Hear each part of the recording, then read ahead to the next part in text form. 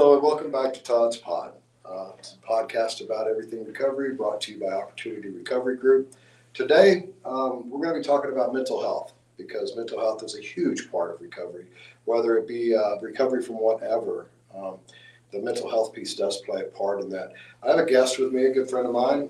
He's a veteran and he also has recovered from mental health issues, and we're going to just talk about mental health and the veteran thing and all kinds of stuff. So come on in, David. This is David Maldonado. Good to see you again, sir. Welcome to Todd's Pod. Thank you.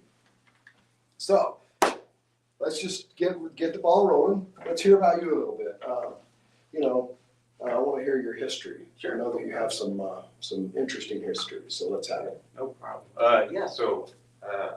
My big thing is I was part of the Air Force. I joined right after high school, and from then, went to my first duty station was San Antonio, and I was an intelligence analyst. So the training was about a year and a half altogether, and you just kind of go into the motions of different assignments and whatnot. So there was an opportunity for me to deploy in 2004 to Iraq, and I took it. It was just me by myself on a unit.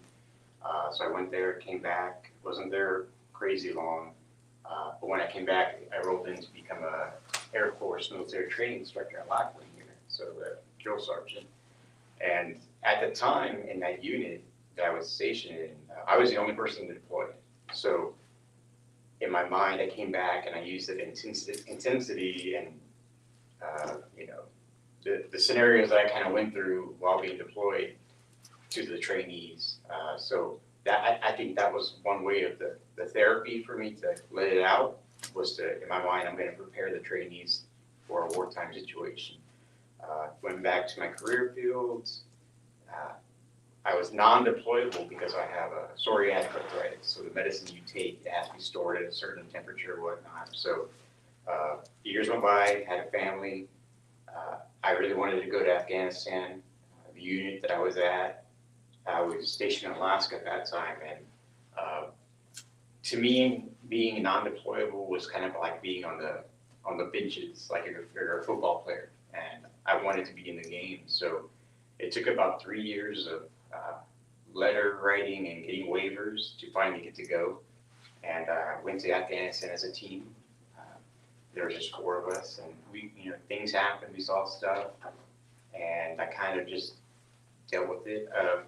And to be clear, like pretty much when I came into basic training, I was always in some kind of leadership position, whether it's,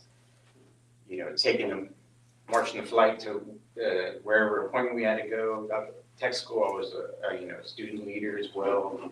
I had always been in some kind of leadership positions. So when I went to Afghanistan, we had an officer, but I was a senior NCO at the time, so a lot of people would come and tell me things that were disturbing or what they saw, and I'm like, why are you telling me this? I'm trying to be a bulldog right now and be tough, and so when I came back from Afghanistan, it was different, definitely different. I had a wife and children by now, and I remember coming back that weekend. The first weekend we were back, we went to a diner, and I had never really felt this emotion of like, okay, what's happening? Being insecure almost, I guess, being vulnerable around people. Everybody was having a great time, and I could just tell them looking at my kids and my wife, and they're just kind of like, they see something's not right, and I'm like, please, just if y'all can just keep quiet, and let's just enjoy our food, and we can leave, And I didn't know what was happening at that time because it had never happened before. So, we moved back, we were stationed back in San Antonio, and by this time, I was already a senior master sergeant, had troops under me, had different, many services. We worked together, joint service, so it was fun. But I remember by now, at this point in my career, I was tired. I didn't know, I never really had to, I always had to be the one kind of dealing with everything. I didn't get a chance to put my stuff on the front burner. I always put myself on the back burner because that's what they needed. I needed to be the leader. I needed to be strong. I can't show any kind of weakness. And then, things were happening, I was shutting down a lot. I didn't go to what I think a lot of folks do in the military, maybe where it's going through some kind of substance abuse or alcohol. My thing was I just shut down. Because I knew in the back of my mind I had to be a parent, I needed to be a husband, I needed to be a senior NCO at work. But I didn't know how I was going to keep doing that because I was pouring from an empty cup, basically. So in the military, there's there's a kind of this underlying belief that if you go seek help, you're going to lose everything. So, and many of my friends, peers, they would see mental health counseling on base, but I don't know what the severity of their stuff was. For me, when I finally answered correctly, yeah, I think I need help. Within that, like I would say 30 minutes, mental health it was a computer questionnaire. And so they're already like, hey, we need to see you right now. So it was so weird. I didn't know what to do. And I didn't know how to be vulnerable in front of a stranger. But what happened is, I didn't lose my security clearance, but I did lose my position because of the things that I was saying that I saw, and what was very frustrating was talking to somebody who didn't go through what I did. And that was, part of it was my peers. A lot of them didn't want to deploy or would get out of deployment. And I waited 3 years to go back. But how it related to the counselors, they had never deployed. So I'm, spilling my heart, my brain, everything to these people, what I went through, and they have no clue. And I always say, it's like, I'm going to teach you how to snowboard, but I've never snowboarded a day in my life. It's like, yeah, hand me this worksheet for me to do, give you next week to see how I feel this day or whenever stuff happens. So, at that time, it's kind of like them saying, hey, I'm going to teach you how to shoot this gun. Will you load it for me? Exactly, 100%. Yeah. And so it's like there was no credibility for me. Right. And so I'm like, and then also the consistency of having a different therapist. I remember I was talking to a friend yesterday, and I think within 6 weeks I had 3 different therapists. So that's 3 different times I have to open up and tell the story that I don't want to tell about people or about myself, and the things that I saw. And it's just like, don't y'all keep notes on these things? Why do I have to keep saying this to a different person? So when all that happened, I did become kind of like a leper, blacklisted. I remember being on the PT pad after I became super vulnerable, told, in my mind, the world, hey, I needed help, and it was almost like, oh, he's damaged goods now. I lost friends on Facebook.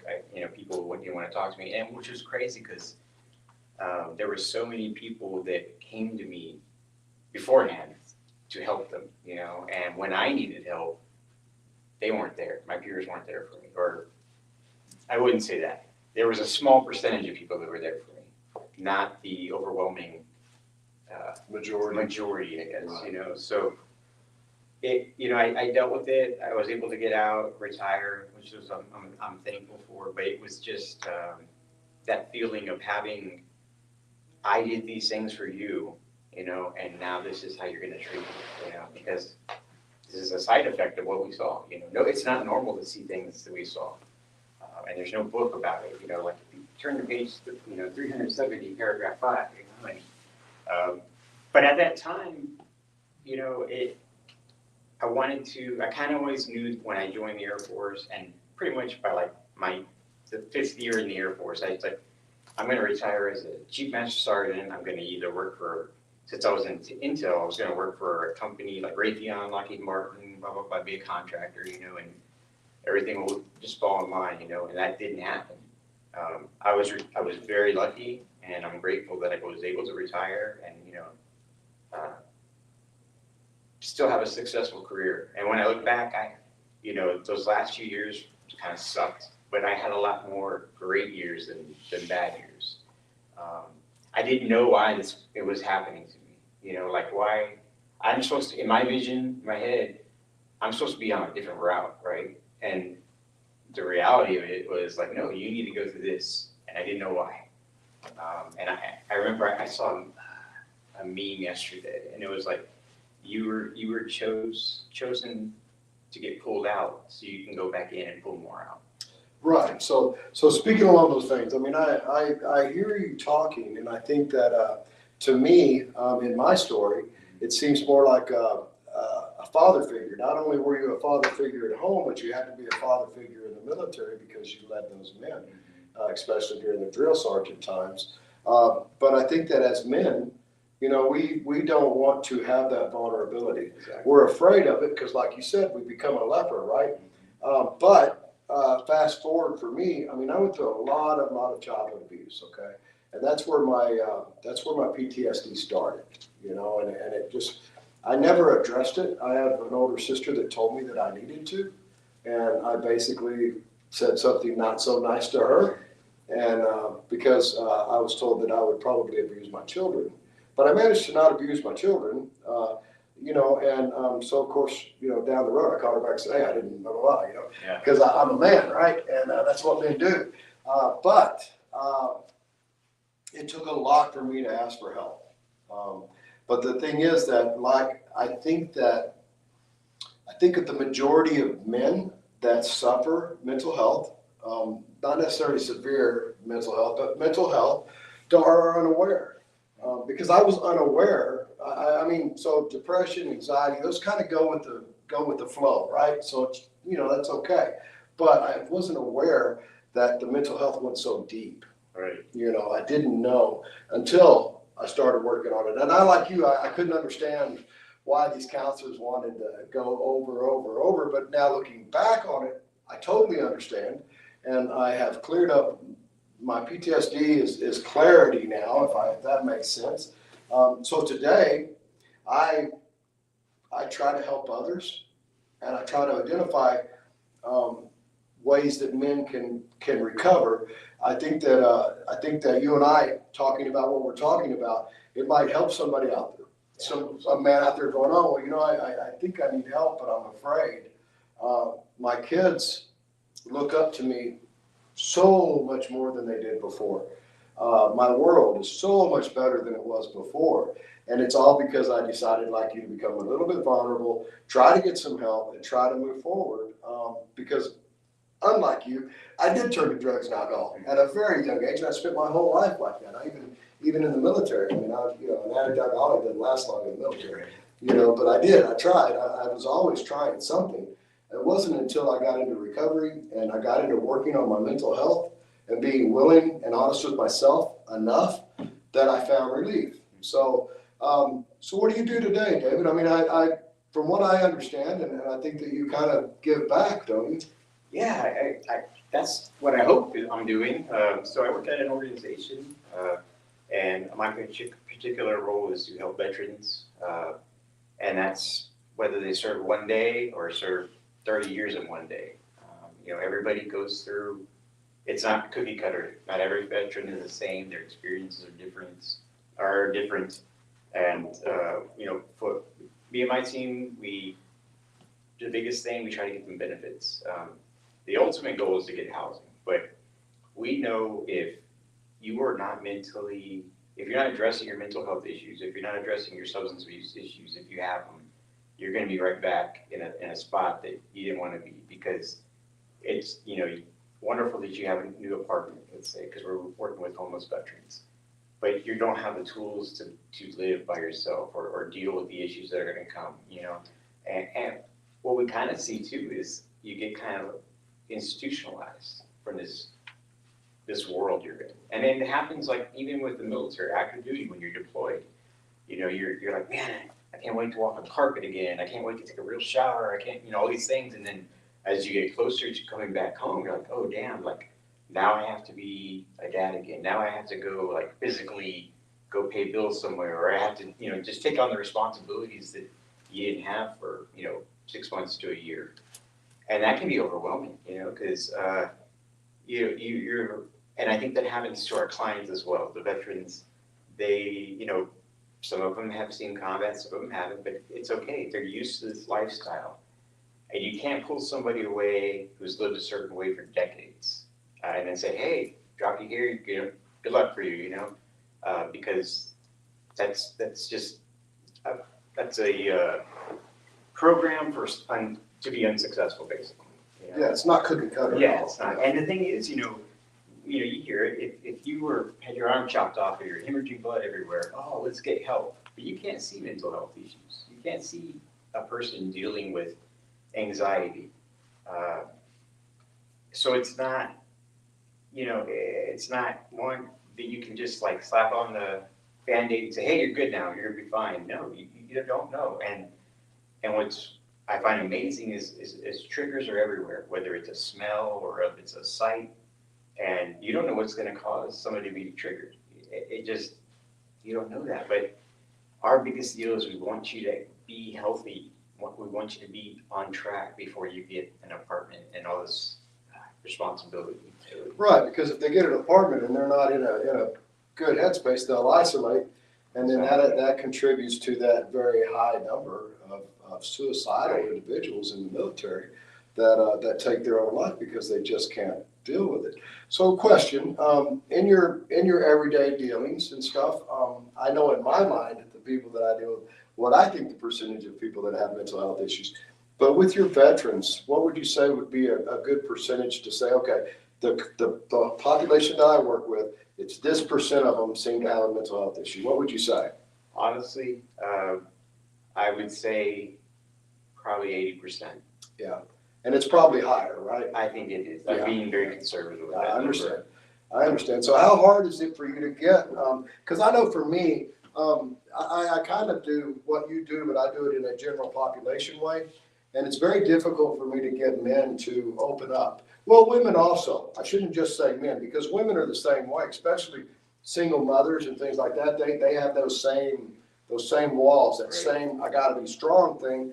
But how difficult is it for you to get a veteran to say, okay, maybe I need some help? Is that something that you see often, that you can kind of get them to switch their view? Yeah. So a lot of it is just getting that, one, for them to be vulnerable and accept what's going on, whether it's being at rock bottom or just wanting to change. And that's a big piece of it. You have to want to change. You want to be better. You also have the folks who, when we talk to them, it's oh no, I'm good. I'm just gonna suck it up, And it's weird because I kind of think that way through the military. You get armor issued to you when you deploy. And it's ceramic plates. You get one here, you get Kevlar and whatnot.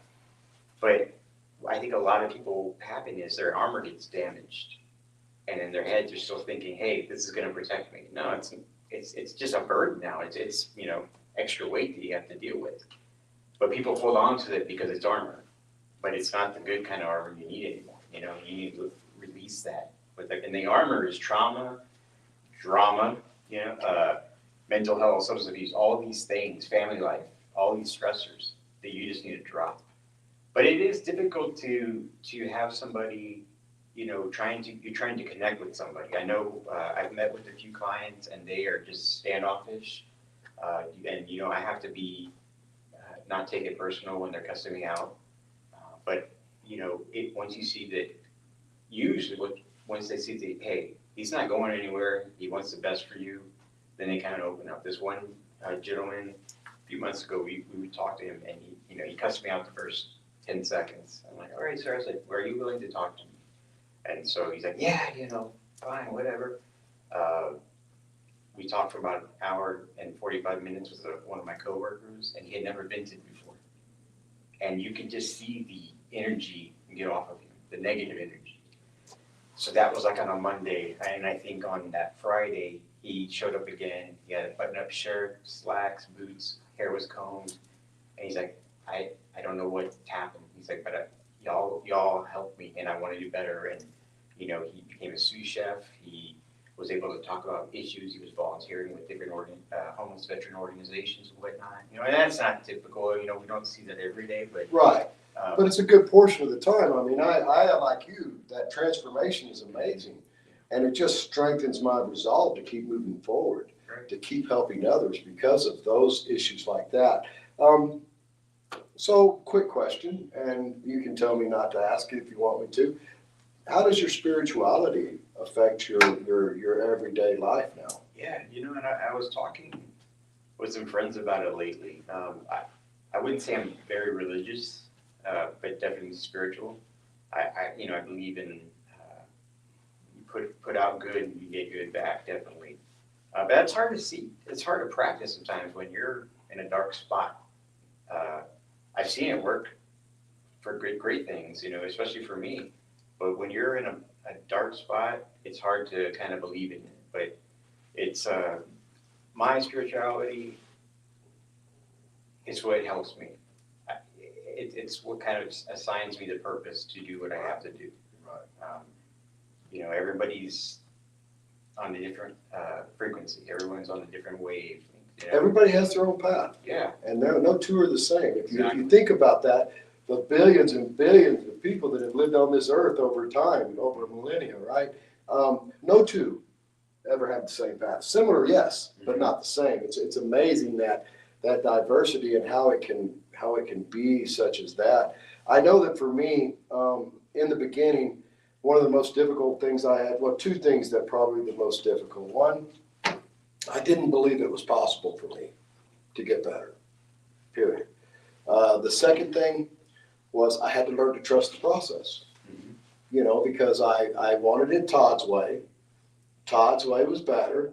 I knew, right? And that's just how our mind gets, because there again, we're supposed to be strong. We're supposed to be leaders, especially in our families and stuff. So it has to be this, and to find out that it doesn't have to be that way, Exactly. was hard. But it took me a while to believe that I could get better. And then, man, once I got that belief, my spirituality increased, of course, and it just snowballed from there.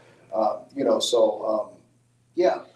There's a plan, there's your plan in your head, and then there's this thing called reality, and it Yeah. comes in, and it could, punch you in the gut, and you're down for a little bit, but, you have to accept, hey, my way is not working, and we kind of tell that to the clients when they're kind of being stubborn. Well, I'm gonna do it this way, but, sir, this is why you're in this position. We're trying to get you out of it, and just give us a chance. Just let us work something real quick before you shut us down. And that's where it is, with our clients, they're, like I said, they could be decades of homelessness, and they're in a system where everybody is telling them no, or not right now. They don't get that phone call back when somebody promised they would. So once you're kind of living with that, and that's the routine, it's very hard to be vulnerable to somebody. It's very hard to trust somebody after that. And it's just something that we have to. I'm very, very grateful that my team, they're full of compassion, and they honestly, and it does get frustrating because we want more than they do sometimes. The client does. Of course. And yeah, so. Quick question.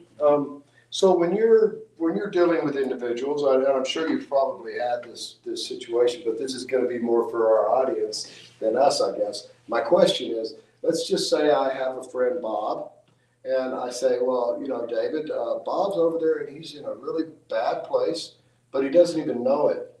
He doesn't even know that he is. Can you speak to him? What would be your advice to him as far as like the first thing that he needs to do to kind of try to get him in that path? Yeah. To So let him be vulnerable. Mr. Bob, we need it. I think in our minds, before we even approach Mr. Bob, we have to get our heads right, kind of expect ourselves, set a foundation. Hey, he may not be receptive right now, and that's okay. We can't go in with a firm game plan. We have to be fluid and flexible, because we don't know what he's going to say. We don't know what he's gone through. We don't know his trauma. Maybe one word we say may set him off. But you have to be open to failure a little bit, but you also have to show the compassion.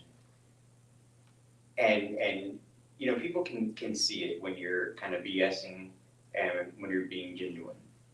And that's the bridge that helps, hopefully that we can get that trust started, And part of the team that I'm on as veterans, there's already that contact. You know what I mean? It's like, okay, this guy's a veteran. He's he's seen stuff, or he's gone through what I've done, or been through, whatnot. And it's just trying to get that spark of trust, It's like with that gentleman that he never visited before. We have to be vulnerable too if we want to help him. We have to show that we are weak too, but we've been there and we see what's on the other side, and we want that for him. And it's just getting that, being receptive to each other first. Getting, whether it's the veteran status, or just like, hey, do you need a vent? Do you want to talk? I don't know what you've been through on some occasion, on some aspects of your life, but maybe I do, or maybe I have gone through it.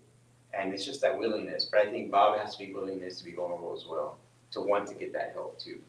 So by your example, I think is what you're saying, that you can help Bob. Yeah, I think just your expression of your experience, your hope, your faith, your way that you are now. Speaking to that, tell me about the transformation in your family from when you were not so healthy to your mental health wise to where you are today. Is there a notable transformation in your family? I believe so, and I'm kind of grateful that my girls were younger and didn't really know what was going on. I think I'm more, especially after the military, it's so stressful. And I remember, it seemed like the last few years I was always sick with something. I had pink eye, I had, allergy, all these sinus issues, blah, blah. And the moment I retired, it was gone. You know what I mean? But yeah, when I get home, I try to not be Master Sergeant Maldonado or be, David, this title over here.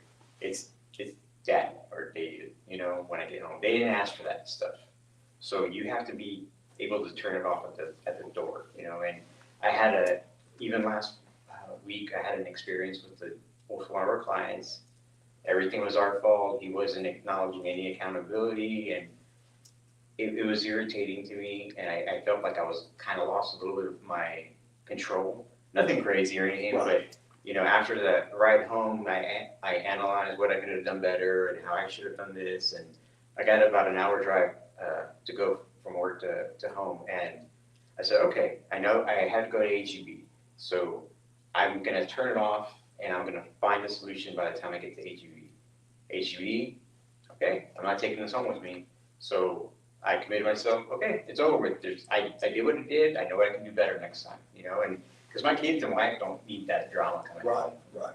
But I think I'm a lot more chill these days, especially at home. I really just love to just chill out with them. And I got this shirt play more, worry less guitar. Something that I love to noodle around with sometimes. And it's a stress reliever. I don't even realize it sometimes. You'll have to teach me how to play the guitar. Oh. I have a brand new Fender guitar at home that I won at work, and I haven't taken lessons. It's on my shelf, and I'm like, someday I might play that guitar. Yeah, so we might have to get together sometime. It would be fun though, actually. Yeah, put together a little group of people learning how to play the guitar, right? So, how does your wife feel about all this? I think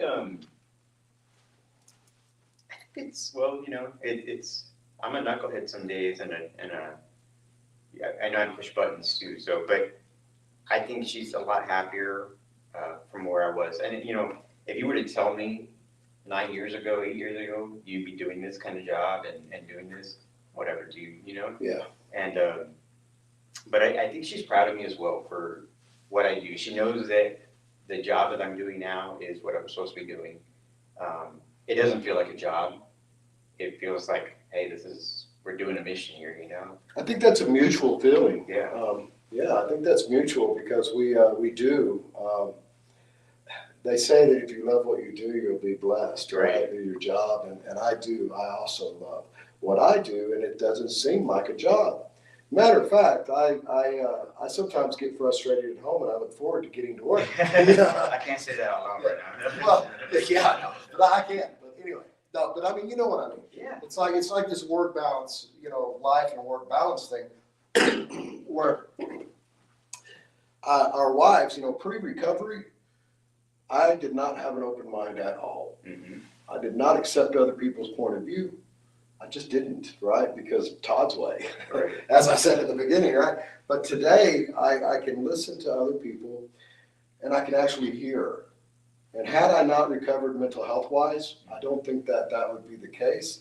So it's important that we have that ability. And I think when we come from where we were to where we are now, we develop the ability to hear Right. on a different level. Not just hear something, but actually hear what we're hearing, right? And I think that, I don't know about you, but I'm totally blessed by what I get to do. And I like you, I feel like I'm doing what I'm supposed to be doing. But pre-recovery, I would have never imagined. You know, I tell people that when they're first getting into something, that if they'll write down 1,000,000 things they'll be doing in 5 years, if they follow this path, they'll sell themselves short. They'll never get it right.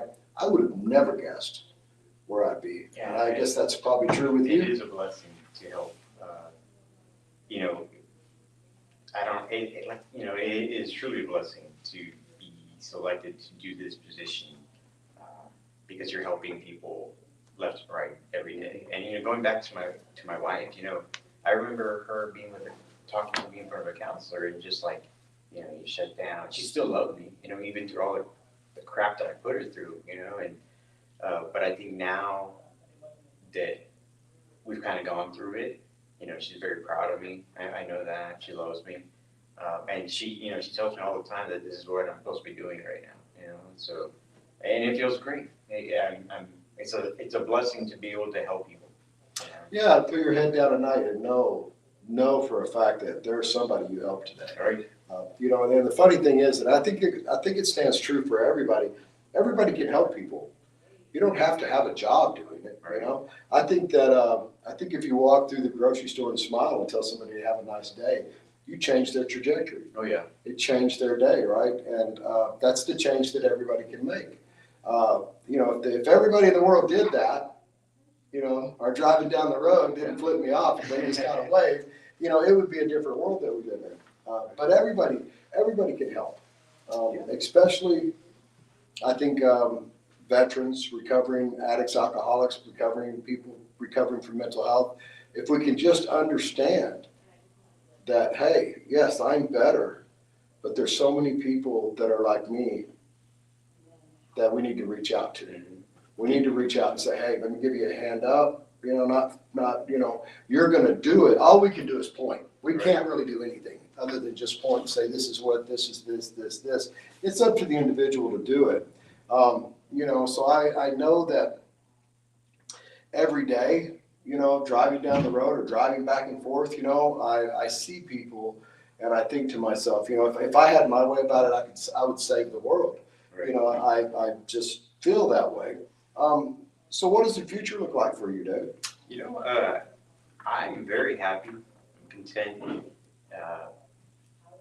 I hope I'm doing this still in a few years, you know, from now. I just, like I said, I don't have to psych myself up in the parking lot to get to work. I don't have to, you know, I was some friends that when I worked, when I was in Alaska, there was 2 ways to get to work. We were on a hill and, you know, middle of kind of nowhere up there, you know, so I would listen to stuff, rage music going up to get my day started, and then I would take another route to come home, and it would be like soft classical music or just, you know, and it was just getting my head to get prepared, and I don't do that at all anymore, you know, and I just want everybody, my friends, family, to be healthy, and, you know, hopefully I'm still kind of doing this job or somewhere in this position or in this line of work to keep doing it. I think once we start doing this line of work, like for me, I don't ever see myself doing anything different. Yeah. I think forever, for now on, for the rest of my life, I'll be doing something that is in line with kind of what I do now. And it'll always be helping others because I understand the value in that now. So I do enjoy the prospects of that, you know. And You don't need all these, you know, letters after your name to be, you know. no, you certified. don't. Absolutely not. You know, and the thing is that you never know. You know, if you smile at somebody and tell them to have a great day, you change their trajectory, and then they're going to go and maybe they tell 2 people, you know, to have a great day, and they smile, and you don't know which one of those people might be on that verge Exactly. of jumping, right? Exactly. And so that little smile, and they're like, oh, and they can hang out another day. And it gives them another day, right? And you never know, and we will never know. You know, yes, we see success stories, we do, but we don't see them all. Exactly. You know, I've had people come up to me and they'll tell me something, and I'm like, you know, I remember, but I don't. You know what I mean? Yeah. And it's like, so that it's those, it's the unseen ones Exactly. that we help. That I think is more powerful. Although it is powerful for us to see it, but I think it's the unseen ones, the ones that we don't realize that we help. Growing up, I worked at that grocery store. My mom would drop me off, and she was like, "Remember, be nice to somebody today, because you don't know what they're going through." You know. And I was like, "All right." And you know, when you're a teenager, like, "Okay, whatever." But you know, as you go through life, you see, yeah, you're right. You know, you don't know what's going on in that person's head, so what they've gone through today. You know, so Well, David, I appreciate you coming in today. awesome. Thank you for having me. You got a message you want to give the world? Just be good people. You know, help people out. You know, All you're gonna right, be fine. cool. All right, David, I would like to have you back sometime. Awesome. I love you back. Talk about some other subjects, but I do appreciate you taking the time to tell us a little bit about you and your experiences with dealing with and recovering from mental health. Tell the family I said hi, and thank you for allowing you to have a little bit of Saturday with me. Of course, it was awesome. Thank you so much. Thank you. Thank you. Yes, sir. And that's it, y'all. This is the end of Todd's Pod, brought to you by Opportunity Recovery Group. Stay tuned next week, 10 a.m. Next week, we're going to be talking about the science behind recovery and our addiction and mental health. So thank you very much. Have a